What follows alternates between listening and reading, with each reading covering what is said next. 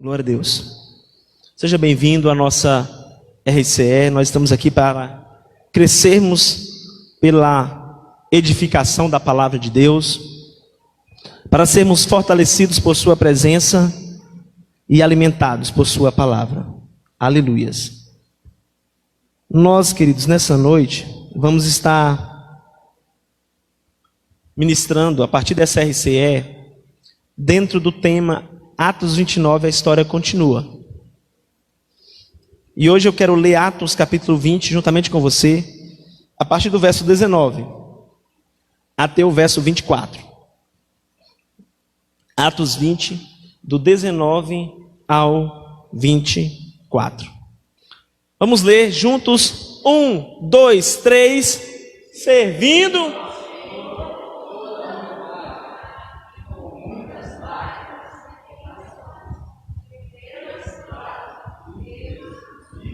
Bora repetir esse versículo de novo. 1, 2, 3. Servindo ao Senhor com toda a humildade e com muitas lágrimas, tentações, pelas ciladas dos judeus que me sobrevieram. 20.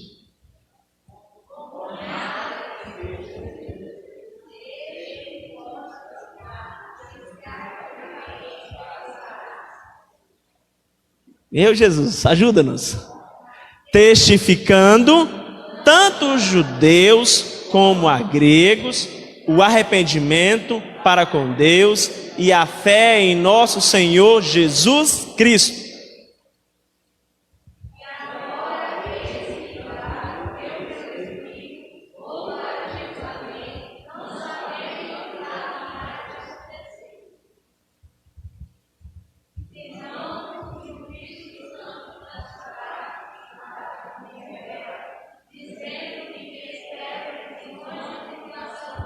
Vinte e quatro.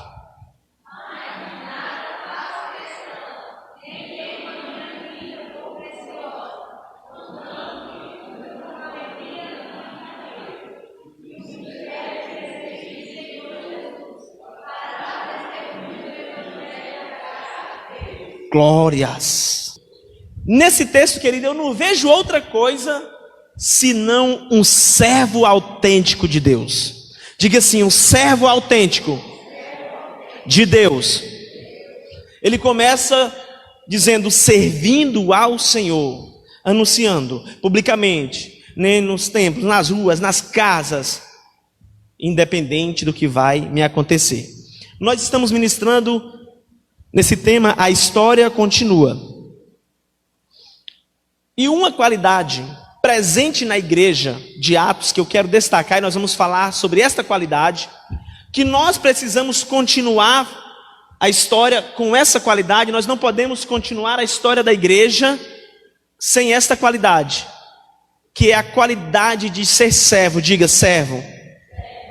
É presente na igreja de Atos, que era uma igreja servidora, uma igreja que servia. Amados, muitas das coisas a gente não consegue viver na totalidade por um simples fator, porque a gente não sabe de fato o que aquilo significa. E se você não sabe o que de fato algo significa, você não vai conseguir viver isso na sua totalidade. E se nós vamos construir uma história, escrever uma história como igreja servidora, nós precisamos entender o que é servos. Aqui tem servo do Senhor? Aleluias. Servo, no grego, você que está anotando, anote aí, é uma palavrinha chamada doulos, que significa escravo, servo homem, de condição servil, alguém que se rende à vontade de outro. Diga, alguém que se rende à vontade de outro. E é isso que nós vemos aqui, nesta passagem do apóstolo Paulo. Ele está totalmente rendido à vontade, ao propósito, ao serviço do reino, a obra da pregação do evangelho. Amém. Obrigado. Então, querido, no nosso dicionário português, servo está descrito como aquele que não é livre, não tem direito e bens, aquele que obedece ou serve alguém. Isso é servo. Aquele que obedece a alguém. Quem está aqui nesta noite que é servo do Senhor? Quem está nos acompanhando que é servo do Senhor? Amém? E qual é a vontade de Deus para a sua vida nessa noite? Nessa noite, qual é a vontade que o seu Senhor quer de você? Terça-feira, reunião de crescimento espiritual. A vontade do meu Senhor é que eu esteja na casa dele, servindo a ele. Querido, aí nós vamos começando a nos encontrar em situações que a gente não está vivendo sendo um servo na sua totalidade. Porque servo é aquele que não é livre, mas que faz a vontade de alguém. Que faz a vontade do seu, diga Senhor. Alguém que se rende à vontade do outro. Aquele cujo serviço é aceito por Cristo para estender e avançar a sua causa entre os homens. Isso é servo. Servo, queridos, no primeiro século, era realmente um escravo. Alguém que foi destituído de tudo que possuía, foi destituído dos seus bens, tudo que ele possuía no mundo. Alguém que perdeu a liberdade, alguém que perdeu a sua autonomia pessoal, a vontade própria e até mesmo o nome. Até mesmo o nome, né, ele perdia. E o que acontecia? Furava-se a orelha desse servo, colocava uma argola e colocava o nome do seu senhor. E não falava mais, chamava ele pelo nome, mas chamava servo do Senhor, e assim por diante. Assim era no primeiro século, que eram os servos. Então, ele não recebia nenhum pagamento pelos seus serviços prestados, porque ele perdia totalmente a sua liberdade de ação. Aquilo que o seu senhor falava, ele obedecia. E ele sempre servia em primeiro lugar da sua vida o seu Senhor. Era assim que eram servos no primeiro século. Era assim que eles viviam.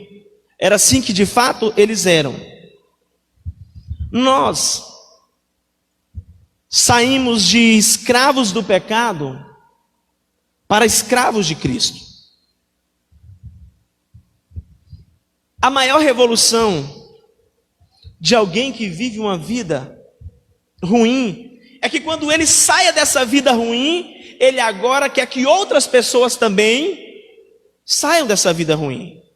Se você for observar os testemunhos de pessoas que tiveram uma vida mudada, muitas dessas pessoas estão fazendo alguma coisa para que outras também sejam mudadas. Aí você vê aí o Instituto do Ayrton Senna e assim por diante, porque eles viveram uma vida ruim, precária, mas a vida deles foi mudada e agora de alguma forma eles querem que outros também tenham uma vida mudada. Aquele que era escravo do pecado, que era servo do pecado, ele foi liberto do pecado, ele foi livre do pecado, mas agora ele precisa, contribuir para que outros que ainda são servos do pecado sejam livres. E este papel servidor, isso nós como igreja fazemos quando realmente nos colocamos na vontade do nosso Senhor, assim como a igreja de Atos se colocou, assim como nós vemos essa declaração do apóstolo Paulo. Amém? Eu quero ler Romanos capítulo 6, versículo 16.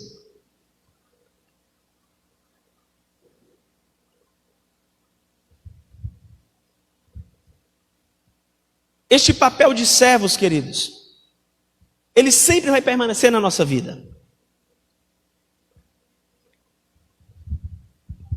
Não sabeis vós, a quem vós apresentardes por servos, para lhes obedecer, sois servos daquele a quem obedeceis, ou do pecado para a morte, ou da obediência para a justiça.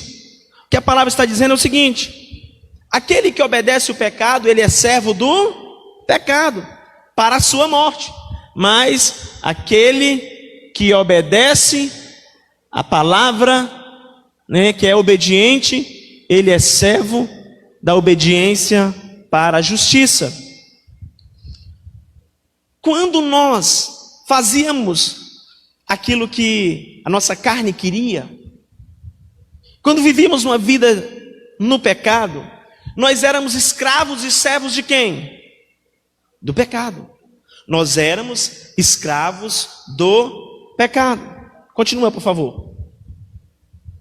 Mas graças a Deus que, tendo sido servos do pecado, obedeceste de coração a forma de doutrina que fostes entregues. 18. E libertados do pecado, fostes feitos servo do pecado, e agora servo ou seja, no mundo, no pecado, obedecia ao Senhor chamado pecado, Satanás.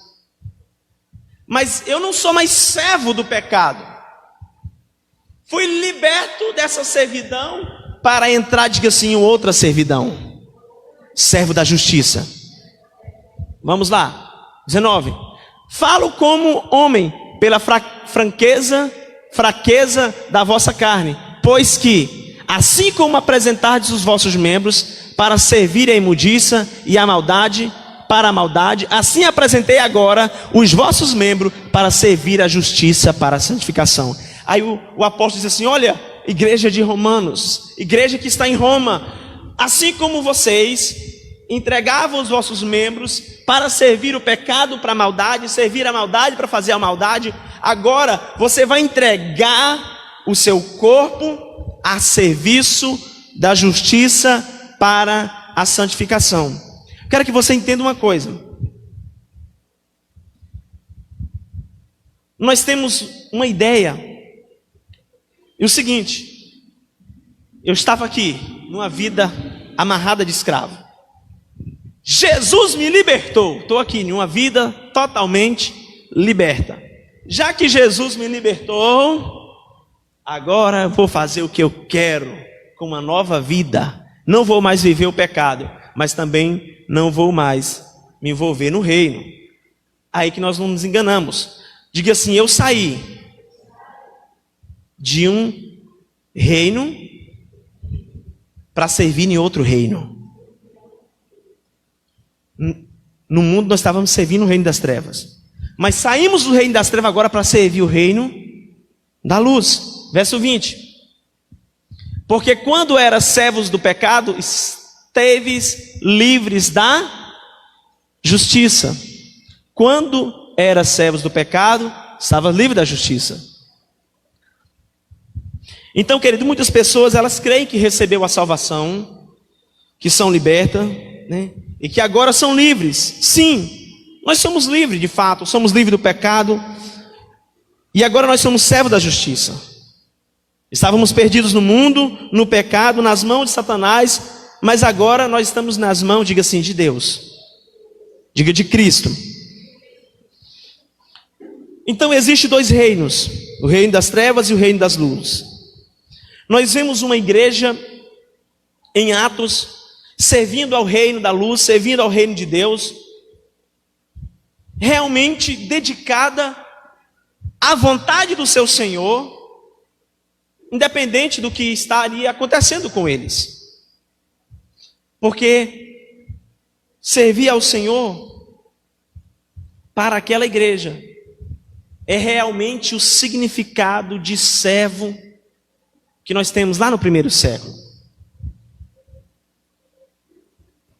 Um significado real, verdadeiro. Então, querido, o reino das trevas, diga assim, é como um navio que está prestes a afundar.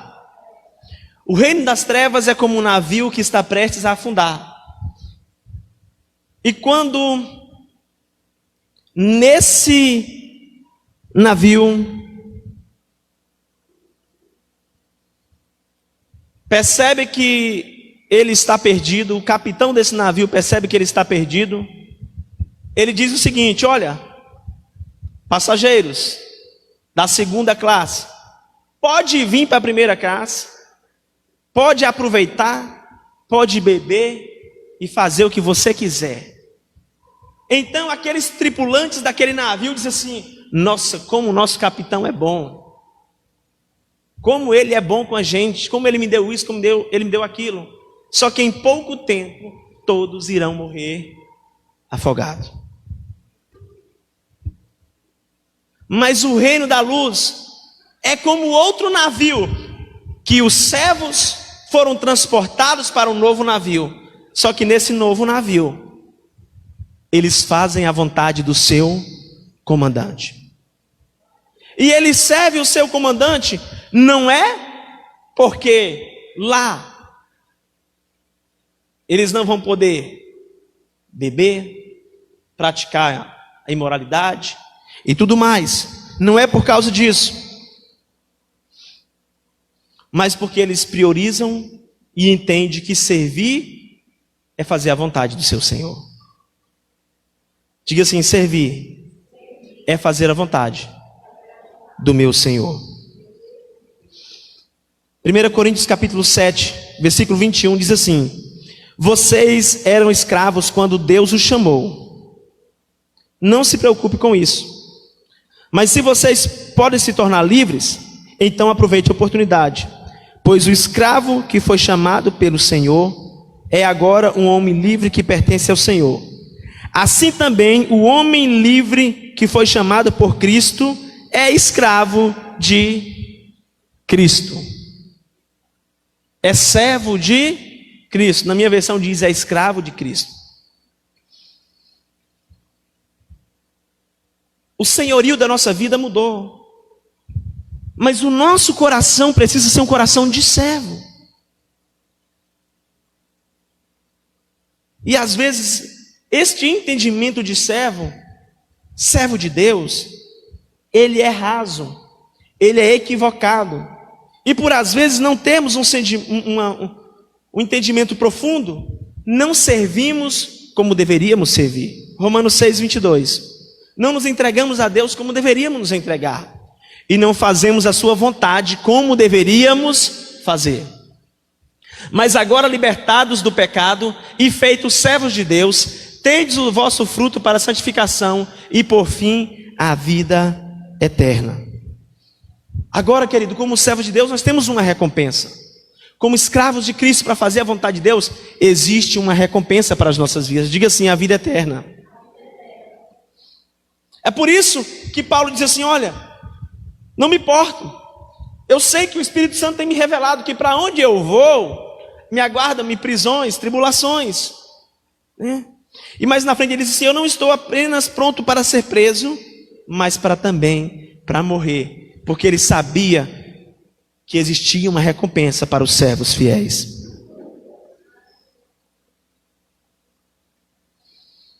Então, apesar da gente nos denominar como servo de Deus, apesar de falarmos que somos servos do Senhor, ainda não conhecemos a real implicação disso na nossa vida. Muitos ainda não conhecem o quanto declarar que é um servo do Senhor vai implicar a sua vida, vai levar a sua vida, ou vai custar a sua vida. Eu não sei nem se a gente pode falar sua vida ou minha vida mais, né? Porque se a gente é servo, a vida não é nossa, é dele. Então, apesar da igreja nos dias atuais falar assim: somos servos do Senhor, servimos ao Senhor, a realidade da vivência das pessoas que declaram isso é apenas uma declaração, porque nas suas atitudes passa longe do significado de servo. Quem está me entendendo nessa noite? Às vezes a forma que a pessoa está vivendo a sua vida está muito longe do que significa ser servo. Muitas das vezes por falta de conhecimento. Ou talvez porque a gente acaba repetindo os exemplos que a gente cerca, que não cerca a nossa vida. A gente vai crescendo como criança e repetindo os exemplos da nossa volta. E muitas das vezes a gente chega na igreja e vai repetindo os exemplos daqueles que já estão mais tempo do que nós ali. E se aquele que está mais tempo do que nós ali não for um servo autêntico de Deus? Ei, pastor, aí está o problema. Né? Diga misericórdia. Muitas das vezes a gente, olha só os significados que a gente tem de servos, né? Às vezes a gente se denomina como servo porque a gente recebeu um favor divino. Ou seja, eu sou servo, não é porque eu servi, é porque o meu Senhor me abençoou. Não está ao contrário isso aí? Deus derramou um favor, é porque eu sou servo dele. Está ao contrário, é eu que tenho que servir a ele. Eu sou servo porque eu sirvo, porque eu faço a vontade dele, e não porque ele libera um favor na minha vida. Mas quando as pessoas dizem assim, é um servo do Senhor, cuidado, Deus está com ele porque ele é um servo. Ou seja, é o Senhor que está servindo ele, não é ele que está servindo o Senhor. Totalmente o contrário. Quando passamos por alguma situação humilhante, apontamos o dedo para o céu com toda a autoridade, né, que nós pensamos ter e falamos: Senhor, eu sou teu servo, faça alguma coisa. Sou teu servo, Senhor, faz algo. Não tá, olha as nossas definições de servos.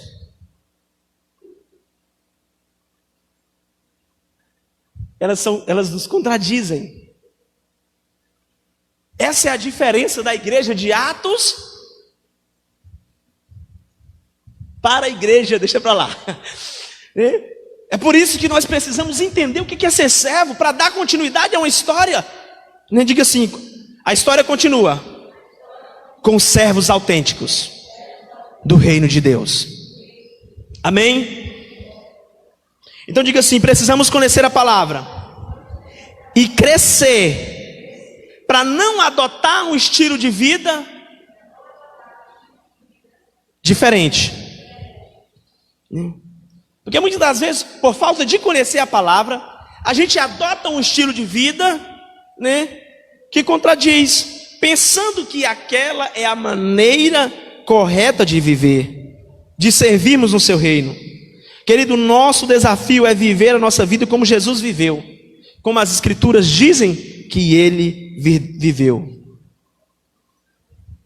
Amém? Esse é o nosso verdadeiro propósito. Muitas pessoas, muitos cristãos, quando o verdadeiro propósito de ser um cristão for revelado para eles, para eles poderá parecer ou soar mal aos seus ouvidos. Nós temos lá em Oséias capítulo 4, versículo 6, um povo estava perecendo, porque estava vivendo um estilo de vida conforme a geração anterior estava vivendo. E a geração anterior estava vivendo de forma errada. Então aquele povo viveu a sua vida baseado no erro daquela geração, e por isso eles estavam padecendo. Aí Deus levanta o profeta Oséias, justamente para mostrar que aquele povo estava sofrendo, porque lhes faltava conhecimento. É como se fosse nos dias atuais, né? Deus levantasse alguém e falasse assim: olha, vocês têm certeza que estão me servindo? Vocês precisam conhecer a palavra e saber o que é servo. Foi isso que aconteceu lá. O meu povo foi destruído porque lhes faltou o conhecimento. Porque rejeitaste o conhecimento, também eu te rejeitarei, para que não sejas sacerdote diante de mim. E visto que te esqueceste da lei do teu Deus, também eu me esquecerei dos teus filhos. Diga misericórdia. Então nós não podemos perder a direção da palavra, o significado da palavra. Temos que mergulhar, temos que estudar. Irmãos, RCE é para quê? É para crescimento, é para avanço. é para ter o entendimento da palavra e não, conforme o apóstolo diz, e não ser levado por qualquer vento de doutrina. E viver na íntegra o verdadeiro significado. Então, como eu falei, às vezes, é porque a gente tem muita facilidade de reproduzir o que os outros fazem sem perguntar. Então, imagina alguém que só se preocupa, a única preocupação dessa pessoa é só ir para a igreja. Ela só vai para o templo 1 ou 2 vezes na semana. Aí alguém diz para ela: o que tu está fazendo? Estou servindo ao Senhor. E esta pessoa, chega alguém novo na igreja e começa a andar com ela. E esta pessoa também começa agora a ir para a igreja e pergunta para ela: o que você está fazendo? Estou servindo ao Senhor. Porque a gente tem facilidade de repetir, de reproduzir, né, o que os outros fazem, sem nos perguntar por quê. Mas isso é servir o Senhor? Por que que você serve desse jeito? A gente tem essa facilidade de reproduzir as coisas sem perguntar o porquê, sem entender. É como uma história de uma criança que observava a sua mãe fritando peixe. E ela chega e diz: mãe, ô mamãe, por que toda vez que a senhora vai fritar o peixe, a senhora corta o rabo e a cabeça, joga fora e frita o peixe?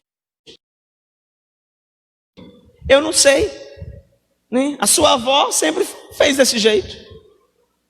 Aí ele foi para a avó dele: ô vovó, por que toda vez que a minha mãe faz isso, ela diz que a senhora também fazia?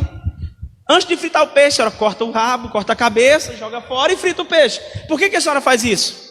Ah, não sei, meu filho, a sua bisavó sempre fazia assim. Ele chega para a bisavó dele: ô bisa,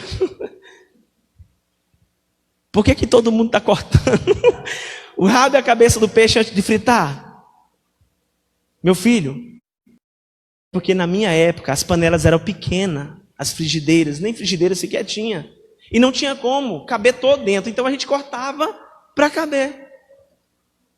E os outros lá na frente fazendo, reproduzindo, sem entender o porquê. Você sabia que isso às vezes acontece com a gente? A gente faz muita coisa que a gente acha que é algo, mas nós nunca procuramos entender o real significado. Nunca procuramos descobrir na realidade. Então, querido, infelizmente, é isso que tem acontecido com a igreja. Estamos falando e fazendo coisas que vimos e ouvimos como se fossem verdades absolutas. E nós não buscamos uma revelação correta da palavra. Então a igreja de Atos não tinha dificuldade para saber o que era ser servo. Sabe por quê? Porque eles tinham, né, a proximidade de servo para aquela geração era algo muito simples de entender. O Novo Testamento foi escrito no grego. Então, como o Novo Testamento foi escrito no grego, muitas coisas referente ao que está no Novo Testamento, Jesus não falou pensando na cultura hebraica. Jesus falou pensando na cultura grega. Então, muitas situações, nós vamos precisar entender a cultura grega para a gente compreender o real significado. É por isso que todas as vezes que a gente vai pregar uma mensagem, às vezes entra assim: no grego essa palavra significa isso, isso e isso. Por exemplo, como já ministramos aqui, quando Jesus disse igreja, ele não estava pensando no modelo hebraico, que é sinagoga. Jesus estava pensando no modelo grego, que é eclésia. E assim, querido, nós sabendo realmente o porquê, o significado, nós vamos procurar viver de maneira correta. O que os fariseus não gostavam do evangelho que Jesus pregava e que os discípulos pregavam?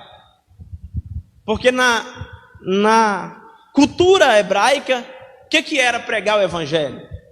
Era ir toda vez para a sinagoga, ficar lá dentro da sinagoga, dizendo que era um santo homem de Deus. E Jesus não, ia de casa em casa, de porta em porta, na casa dos pecadores. Jesus, não, esse profeta está errado. Ele tem que ficar aqui na sinagoga, assim, tal, e ter aquela postura, e quando ele jejuar, a cara dele tem que ficar murcha. Era assim que eles pensavam. E Jesus vem trazendo e mostrando que ele como servo que veio para servir, ensina algo diferente, baseado em uma cultura diferente. Tem ou não tem diferença a cultura do Pará com outras culturas aí afora? Você pode até trazer uma explicação baseada na sua cultura, e outra pessoa de outra cultura não vai entender nada. É por isso que nós precisamos mergulhar fundo na palavra de Deus, para vivermos os reais significados. Pastor, já terminei de ler o livro de Atos. Leia de novo, mais fundo. Pega o dicionário, pega lá, vai estudando, vai entendendo. Pega a palavra, vai estudando. Para quê, pastor? Para viver realmente o que está lá. E não para tentar só reproduzir o que a gente está acostumado. Muitas das vezes a gente acha que servir a Deus é só cantar na igreja, limpar a igreja, ou simplesmente... E isso faz parte. Diga assim, mas vai além. Diga, vai além. Diga assim, os servos vivem para servir ao reino. E por falta, queridos, de entendimento do que é servir, tem se constituído alguns tipos de igreja de servos variados. A primeira igreja que eu quero falar é a igreja dos servos religiosos. Diga assim, a igreja dos servos religiosos. São aqueles que vivem por merecimento, São aqueles que vivem por merecimento. E você sabia que a gente é doutrinado desde criança no merecimento? Desde pequenininho a gente é doutrinado nisso. Meu filho não vai ganhar porque não fez isso, isso e isso. Foi ou não foi assim com você? Aconteceu ou não aconteceu? Nós somos doutrinados nisso. Fomos doutrinados desde criança a ter essa mentalidade de igreja de servos religiosos, onde tudo se baseia em regras e normas. Igual lá na nossa casa, não pode isso, não pode aquilo, essa regrinha tal. A gente foi doutrinado desta maneira. Então, para conquistar alguma coisa, tem uma norma. Tudo é baseado na minha justiça própria. Então, muitas pessoas que vêm para Cristo, se tornam cristãos, e são ensinados a ter esse mesmo tipo de comportamento, de religiosidade. Com relação a Deus, o comportamento deles é esse. Cumpre uma série de regras, então eles agradam a Deus. E ele se torna bonzinho para mim. Então, muita da gente tem esse entendimento. Se tornamos uma igreja de servos religiosos. A gente foi doutrinado em algo, então a gente se torna um cristão, que tudo na nossa vida como cristão está baseado na minha justiça própria. Então a pessoa tenta cumprir tudinho, para quê? Para que Deus olhe para ela e diz assim, olha, foi um bom servo, então Deus vai ser bom com ele. Isso é o quê? É uma igreja de servos religiosos.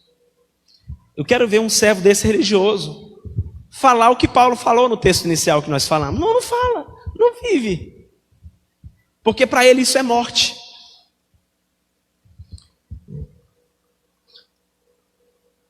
Então, nessa igreja de servos religiosos, a pessoa passa o tempo todo procurando nessa lista de regras aonde foi que ela errou. Quando ela falha, ela fica procurando na lista de regras dela aonde que foi que ela errou. Porque, querido, nessa igreja, a forma é mais importante do que o conteúdo. E isso se torna farisaísmo, Irrepreensíveis no exterior, perfeitos no exterior, mas quando o seu interior está deteriorado, diga misericórdia. Para esses irmãos, para esses tipos de servos, o reino é baseado apenas em regras. tudo que for fazerem, tudo que fazem é para ter um alívio na sua consciência, para não se sentirem acusados, né, de não servirem a Deus, e para não sentir uma acusação na sua mente dizendo assim: poxa, eu não fiz direitinho, então eu não vou merecer isso. Tudo isso, irmãos, é porque entendemos errado o significado de muitas coisas na Bíblia.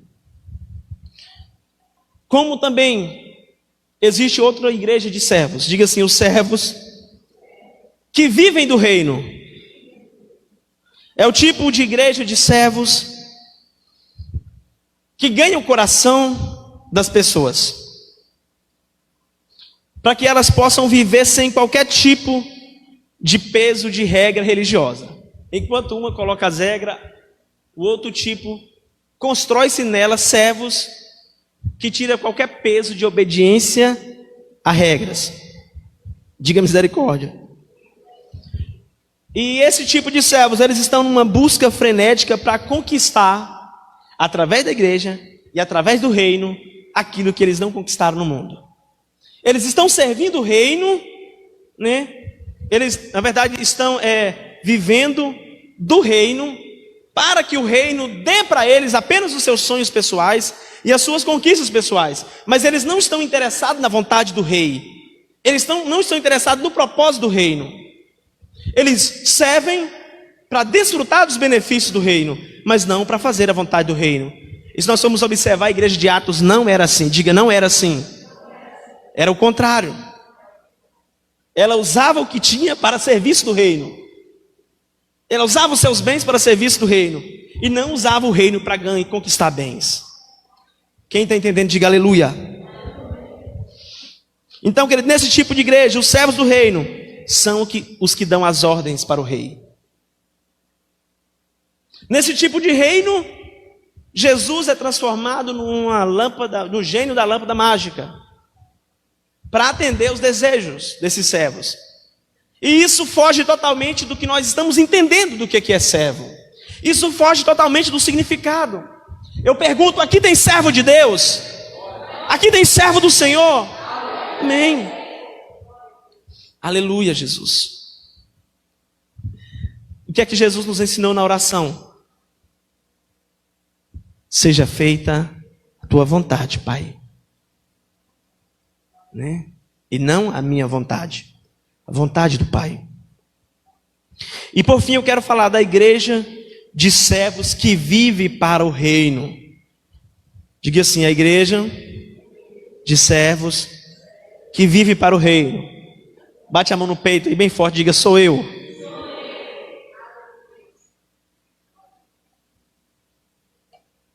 Aleluia, Jesus.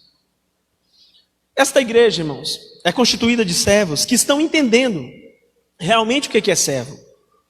Que entenderam que a sua vontade pertence ao seu Senhor. E que o reino tem um propósito, o reino tem objetivo. Para que um reino seja organizado, ele precisa de, diga assim, um rei, um povo e de um propósito. Diga assim, Jesus é o rei. Diga assim, nós, os salvos, somos os cidadãos. E as leis espirituais são os seus princípios, né? Valores espirituais são verdadeiros motivos de cada atitude tomada nesse reino. E o propósito é a salvação. O propósito é a salvação. Cada reino tem um propósito. Se nós formos ler, João 10:10 diz que o ladrão vem para matar, roubar e destruir. Qual é o propósito do reino das trevas? Matar, roubar e destruir. Mas Jesus veio para que tenha vida e vida em abundância, né? Eu vim chamar, salvar os pecadores. Então ele veio trazer salvação. Esse é o propósito do reino. Então esses tipos de servos que nós precisamos ser, assim como Paulo declarou, nos render à vontade do nosso Senhor, nos render ao chamado de Deus. Esse é o tipo de servo que precisamos ser para escrever a história, uma mesma história, com o mesmo propósito, com o mesmo significado. Então a história precisa continuar através, diga assim, de servos autênticos. Então, querido, todo mal sofrido por um ser humano é causado por outro ser humano servindo ao propósito do seu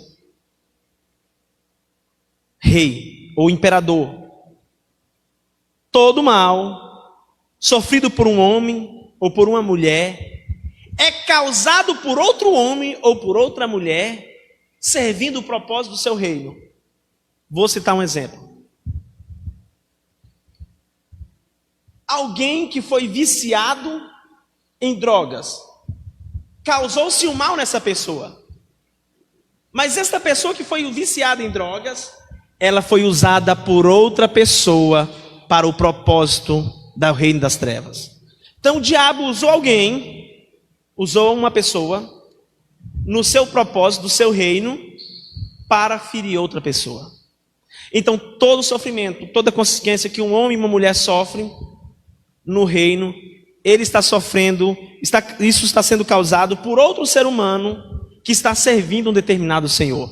Aí eu digo para você, todo o benefício que o homem recebe nessa terra é causado por outro homem sendo usado por Deus no propósito do seu reino. No propósito do seu reino. Então, enquanto o diabo está aí querendo usar pessoas no propósito do seu reino para o mal, diga assim: eu não sou mais esse servo dele. Agora eu sou o servo que vai trazer o bem na vida dos outros. Nós somos os servos que vai trazer o bem, cumprindo o propósito do reino de Deus, fazendo a sua vontade. Assim como Paulo falou, servindo ao Senhor com toda a inteireza de coração e dedicado, de casa em casa, né? Tendo a certeza de estar preparado para o que vier, para o que der e vier, como diz o ditado. Então, querido, a igreja de Atos vivia em propósito, né, no propósito e na missão do seu Senhor. A igreja de Atos vivia no propósito e na missão. Foi dada uma missão para aquela igreja, foi dado um propósito, e eles se levantaram dizendo: nós somos servos que nos rendemos à vontade do nosso Senhor, e nós vamos fazer essa vontade. É para pregar em Jerusalém? Vamos pregar. Ananias, vai na casa de Judas e lá para o homem. Senhor, mas vai, tá bom, Senhor. Ananias foi. Uma igreja que se rendeu à vontade do seu Senhor. Quando vivemos isso na prática todos os dias, queridos, a história está sendo continuada. A história está sendo continuada. Quem entende isso, diga amém. Então, querido, essa igreja não andava preocupada ou ansiosa por coisa alguma, porque ela sabia que o rei cuida de tudo quanto, né, enquanto ela serve. Quem aqui já serviu o exército aí? Levanta a mão. Quem já foi passar pelo menos uma temporadazinha lá de uns 3 meses? Você chegou a usar o fardamento do exército, a roupa? Você se preocupou em comprar, em pagar aquele fardamento? Porque você sabe que você está servindo o seu país, e o seu país vai cuidar disso. A igreja de Atos era uma igreja que não ficava muito preocupada, porque a serviço do reino ela sabia que Deus cuidava, que Deus supria, que Deus abençoava. Amém? Então, enquanto muitas pessoas gastam muito ou não, ou todo o tempo da sua vida apenas preocupada com coisas terrenas, a igreja de servos vive a vontade do seu Senhor e entende que o seu Senhor vai suprir todas as suas necessidades. É por isso que Jesus disse assim: olha, buscai, pois, em primeiro lugar o seu reino e a sua justiça. Nós somos servos de quê? Saímos de servos do pecado para servos da justiça. Então busque em primeiro lugar o reino de Deus e a sua justiça. Por quê? Porque somos servos da justiça. E para nós finalizarmos nessa noite, declararmos ao Senhor todo o nosso coração e serviço a Ele, eu quero ler 1 Coríntios 4, versículo 1 e 2. 1 Coríntios capítulo 4, versículo 1 e 2.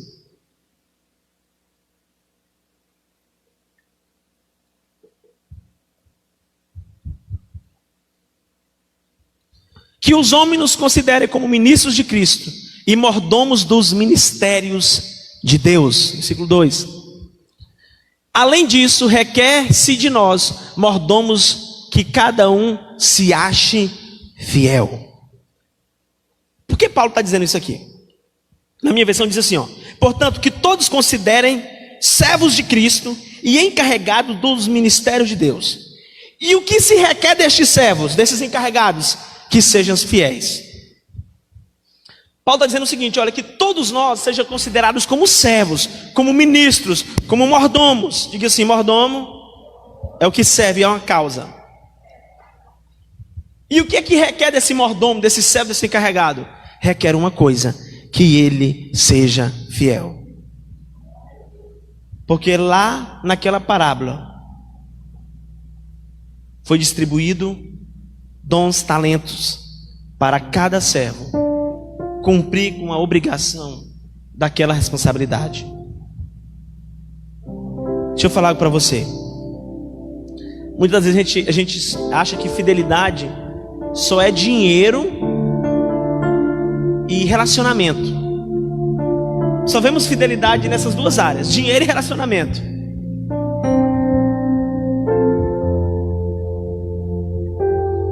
Se eu não servir essa igreja, eu estou sendo infiel ao meu chamado, ao meu Deus e ao meu Rei. Fidelidade vai além de 2 ou 3, mas corresponde a todas as áreas da nossa vida.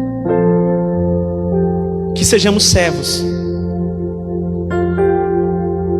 que na volta de Cristo Jesus Ele possa olhar para nós e falar assim: servo bom e fiel, porque foste fiel no pouco, sobre o muito te colocarei. Entra no gozo do teu Senhor.